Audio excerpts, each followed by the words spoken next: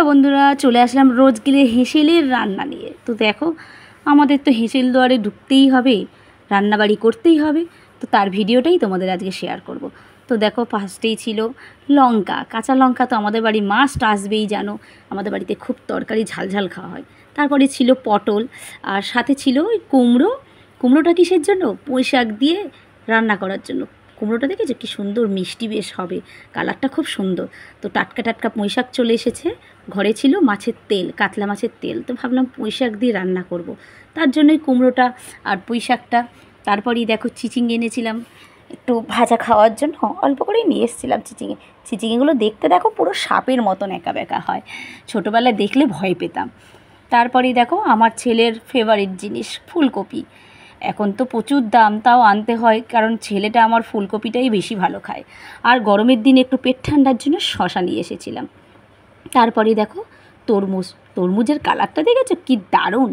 এটা একটা 3 কেজি 150 গ্রামের ওজন। এটা তোমরা দেখলে হয়তো বিশ্বাস করবে না যে এতটা ওজন, কিন্তু হ্যাঁ, এক একটা তরমুজ ছিল 5-6 কেজি মানে ওয়েটের। তা আমি হাফ নিলাম, এতটা নেওয়ার তো দরকার ছিল না, পুজো দেওয়ার জন্য নিয়েছিলাম ঠাকুরকে ফুল সমেত। তারপরে দেখো রান্নাবাড়ি শুরু হয়ে গেল। গরমে আর ভালো লাগে না, কি করব, কাতলা মাছ ছিল, ছেলে বলল দই কাতলা খাবে, তো চলো। দেখো মাছগুলো ভাজা হয়ে গেল।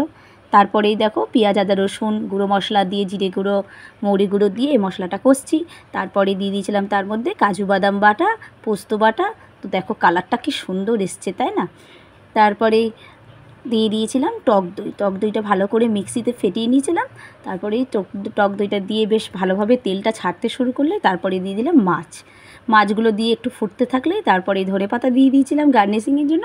ধনেপাতা দিয়েই তারপরেই দেখো কালারটা দেখে আস্তে আস্তে তেল ছাড়ছে, তো নামিয়ে নিয়েছিলাম। তারপরে এই দেখো রেডি হয়ে গেল আমার দই কাতলা।